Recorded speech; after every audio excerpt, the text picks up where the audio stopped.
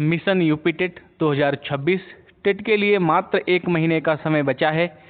आपकी तैयारी अभी तक कैसी हुई है इसको परखने के लिए आज का प्रैक्टिस सेट आप लोग सॉल्व करिए। हिंदी का प्रैक्टिस सेट है और 30 में से आपका स्कोर क्या रहेगा कमेंट करके अवश्य बताइएगा। बहुत ही शानदार प्रैक्टिस सेट है, प्रीवियस ईयर के पूछे हुए प्रश्न हैं और आने की प्रबल संभावना है। चलिए पहला प्रश्न देखिए, उनमें से किस प्रकार का शब्द है? आप लोग शब्द बताइए। इसका संधि विच्छेद करेंगे तो इसमें संधि क्या होगी? संधि भी इसमें बहुत बार पूछी गई है। जब इसका संधि विच्छेद करेंगे तो उत्तधन मेष हो जाएगा और संधि कौन सी होगी? इसमें व्यंजन संधि हो जाएगी। शब्द कैसा है ये? तत्सम शब्द है। सी आंसर सही हो जाएगा। जो लोग सी लगा रहे हैं वो अपना 1 नंबर ऐड कर लें। नीचे दिए गए वाक्यों में से अपादान कारक का उदाहरण कौन सा है? तो आपको अपादान कारक का उदाहरण बताना है। तो देखिए गंगा हिमालय से निकलती है तो यहाँ पे अलगाव है, ए आंसर सही हो जाएगा। राम ने रावण को बाण से मारा, तो बाण यहाँ क्या है? साधन है रावण को मारने का। तो यहाँ क्या हो जाएगा? अगर इसको आपसे पूछ लेगा तो ये साधन का काम करेगा। यहाँ पे क्या हो जाएगा? साधन, करण, करण कारक हो जाएगा। पेड़ पर पक्षी बैठे हैं, तो बैठना क्या होता है? किस पे बैठे हैं? पेड़ पर बैठे हैं, तो पेड़ क्या है? आधार का काम कर रहा है, अधिकरण कारक यहाँ पे हो जाएगा। मोहन को पैसा दो, तो इसमें क्या हो जाएगा? कर्म कारक हो जाएगा। को दिख रहा होगा आपको। पूरा प्रश्न हम लोग बहुत अच्छी तरीके से क्लियर करेंगे। जो लोग थ्योरी क्लासेस देखना चाहते हैं इस प्रश्न को देखिए। परमेश्वर में कौन सा समास होगा? तो इसका जब हम विग्रह करेंगे तो क्या आएगा? परम है जो ईश्वर, उसको कहते हैं परमेश्वर। तो सही आंसर क्या हो जाएगा? कर्मधारय समास। द्विगु समास संख्यावाची, जैसे चौराहा है, नवग्रह है, तो इनमें सब में क्या हो जाएगा? चवन्नी, अठन्नी, दुपट्टा, इनमें सब में क्या हो जाएगा? द्विगु हो जाएगा। तत्पुरुष ये कारक से संबंधित हो जाएंगे। जहाँ पे चा का अर्थ या और का अर्थ आता है वहाँ पे क्या हो जाता है? द्वंद्व हो जाता है। चा अर्थ है द्वंद्व, जैसे रामकृष्ण, राम और कृष्ण, इस तरीके से क्या हो जाएंगे? द्वंद्व समास हो जाएंगे। नयन का सही संधि विच्छेद क्या होगा? तो नय धन अन हो जाएगा। क्या हो जाएगा? नय धन अन हो जाएगा। बी आंसर एकदम सटीक हो जाएगा। इसमें संधि कौन सी होगी? तो इसमें अयादि संधि हो जाएगी, अयादि स्वर संधि। चलिए अगला प्रश्न देखिए। हिंदी साहित्य के किस काल को स्वर्ण काल कहा जाता है? तो आप देखेंगे जॉर्ज ग्रियर्सन ने क्या कहा है? भक्ति काल को स्वर्ण काल की संज्ञा दी है।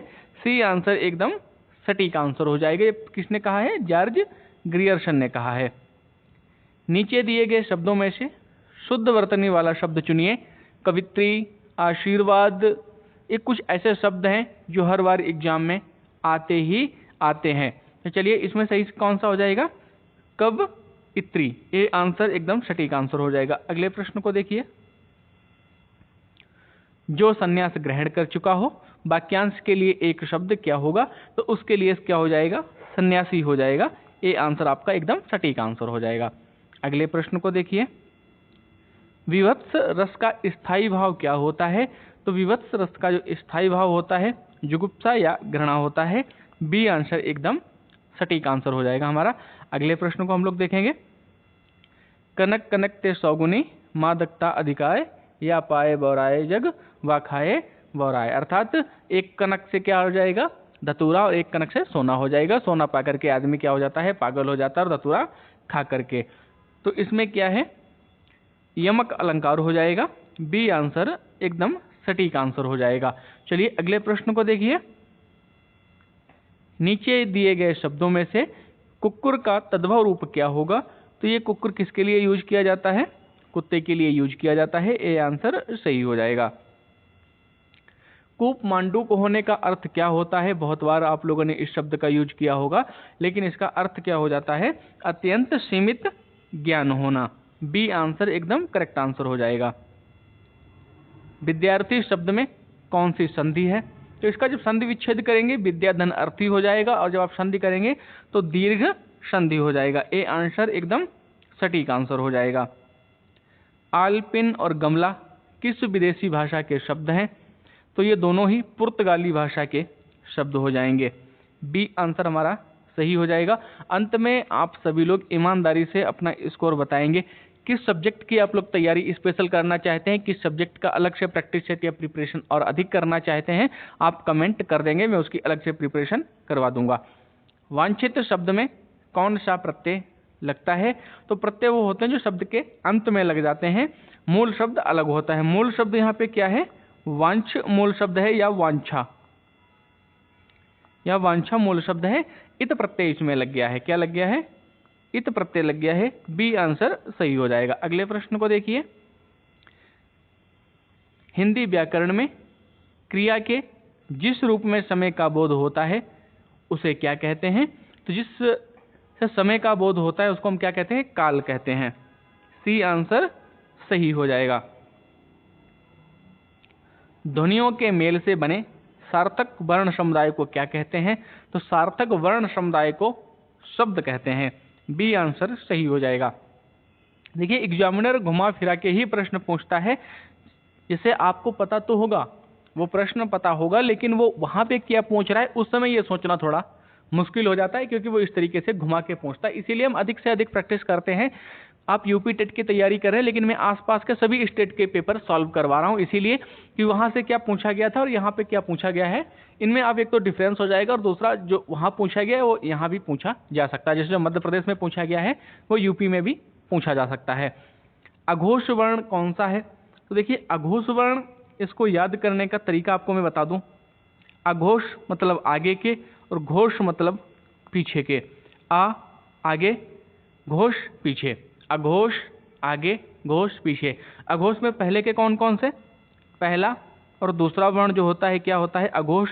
और बाद के तीसरा और चौथा घोष होते हैं। इनको याद करने की बहुत अच्छी ट्रिक है, हम अपनी ट्रिक खुद की अपनाएंगे, हम किसी दूसरे की ट्रिक पे नहीं जाएंगे।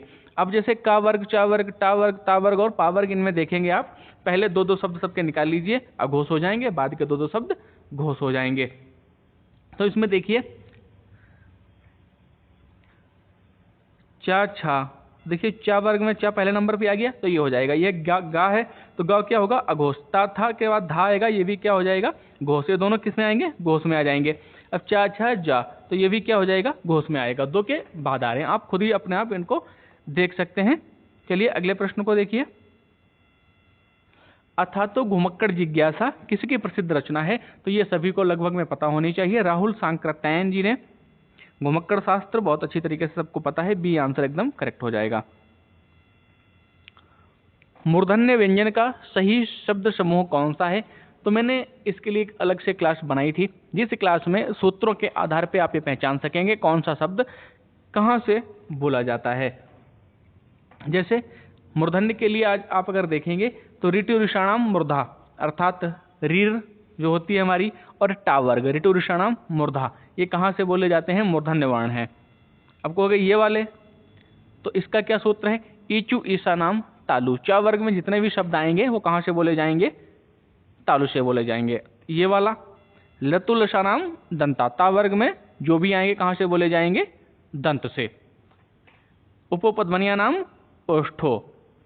तो आप देखते जाएंगे, आप सूत्रों को देखिए, वहां से आपको सब कुछ क्लियर हो जाएगा। चलिए अगले प्रश्न को देखिए, जो नाप तोल कर खर्च करता हो वाक्यांश के लिए एक शब्द क्या होगा? ये बहुत महत्वपूर्ण प्रश्न है, इसमें लोग कंजूसी या फिर और किसी शब्द को ऐसे को मार के चले आते हैं, लेकिन इसमें सही से शब्द क्या हो जाएगा? जो नाप तोल कर खर्च करता हो, खर्च करता है, बहुत अधिक कंजूस नहीं है, लेकिन जो खर्च करता है वो सोच समझ कर करता है, तो उसको कहते हैं मित व्ययी। बी आंसर सही हो जाएगा। अगले प्रश्न को देखिए, हिंदी में कृत प्रत्यय किसके अंत में लगाए जाते हैं? तो कृत प्रत्यय हैं ये क्रिया या धातु के अंत में लगाए जाते हैं। अगले प्रश्न को देखिए, अंधा कुआं किस विधा की रचना है और इसके लेखक कौन है? तो अंधा कुआं एक नाटक है, और किसका है? लक्ष्मी नारायण लाल जी का है। बी आंसर एकदम सटीक आंसर हो जाएगा।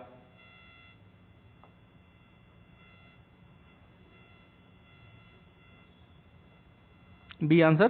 चलिए अगले प्रश्न को देखिए, नीचे दिए गए वाक्यों में से मिश्रित वाक्य कौन सा होगा? तो मिश्र वाक्य आप देखेंगे, पहला वाक्य राम पढ़ता है और श्याम खेलता है, तो ये कौन सा हो जाएगा? ये संयुक्त हो जाएगा। क्या हो जाएगा? संयुक्त वाक्य। जैसे ही सूर्योदय हुआ वैसे ही कोहरा फट गया, तो ये कौन सा हो जाएगा? मिश्र वाक्य हो जाएगा, और इस प्रश्न के लिए ये सही हो जाएगा, क्योंकि देखिए दोनों वाक्य अलग हैं। राम पढ़ता है ये पूरा वाक्य है, श्याम खेलता है ये पूरा वाक्य है। इसमें क्या है? जैसे ही सूर्योदय हुआ वैसे ही कोहरा फट गया, तो ये देखिए एक पे आश्रित है। मेहनती व्यक्ति हमेशा सफल होता है, सरल वाक्य हो जाएगा ये। उसने आकर खाना खाया, ये भी क्या हो जाएगा? सरल वाक्य हो जाएगा। अगले प्रश्न को देखिए, छायावाद के 4 स्तंभों में किसको शामिल नहीं किया जा सकता है, या छायावाद के 4 स्तंभ कौन कौन से हैं? अगर आपको कुछ भी इसमें से पता है तो आप इस प्रश्न को कर लेंगे। तो छायावाद के जो 4 स्तंभ हैं उनमें जयशंकर प्रसाद आते हैं, निराला जी भी आते हैं, महादेवी वर्मा जी भी आती हैं, और कौन आता है? पंत जी भी आते हैं, लेकिन मैथिली शरण गुप्त जी नहीं आते हैं। तो यही इसमें निगेटिव पूछा गया है, तो बी आंसर सही हो जाएगा। अल्पज्ञ का सही विलोम शब्द क्या होगा? तो अल्पज्ञ का आप जब विलोम शब्द देखने जाएंगे तो क्या हो जाएगा? सर्वज्ञ हो जाएगा। बी आंसर एकदम करेक्ट आंसर हो जाएगा। अगले प्रश्न को देखिए, छावर्ण किस किस के योग से बना है? तो छावर्ण जो है का और सा से बना है। बी आंसर एकदम सटीक आंसर हो जाएगा। अगले प्रश्न को देखिए,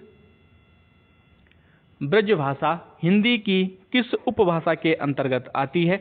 तो ब्रजभाषा जो है ये पश्चिमी हिंदी के अंतर्गत आती है। बी आंसर एकदम सटीक आंसर हो जाएगा।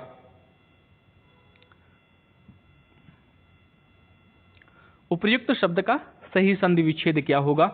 तो उपर्युक्त शब्द का जो सही संधि विच्छेद है आप देखिए करके, उपारिधन युक्त हो जाएगा। संधि कौन सी होगी इसमें? यण संधि हो जाएगी। ए आंसर सही हो जाएगा, संधि यण संधि हो जाएगी।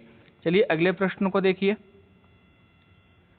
व्याकरणिक दृष्टि से जिन शब्दों पर लिंग, वचन और काल का कोई असर नहीं पड़ता है उन्हें क्या कहते हैं? तो उन्हें अभिकारी शब्द कहते हैं या अव्यय शब्द कहते हैं। बी आंसर एकदम सटीक आंसर हो जाएगा। आज की प्रश्नों की श्रृंखला के अंतिम प्रश्न को देखते हैं, आस्था का सही विलोम क्या हो जाएगा? तो आस्था का अनास्था एकदम सही हो जाएगा। ए आंसर सही हो जाएगा। अनुराग का विराग हो जाएगा। घृणा का प्रेम हो जाएगा। चलिए आज की प्रश्नों की श्रृंखला को यहीं समाप्त करेंगे। कल फिर हम मिलेंगे नए प्रश्नों के साथ। तब तक के लिए जय हिंद, जय भारत। बने रहिए सभी लोग कॉम्पिटिटिव लर्निंग विद अनुज के साथ।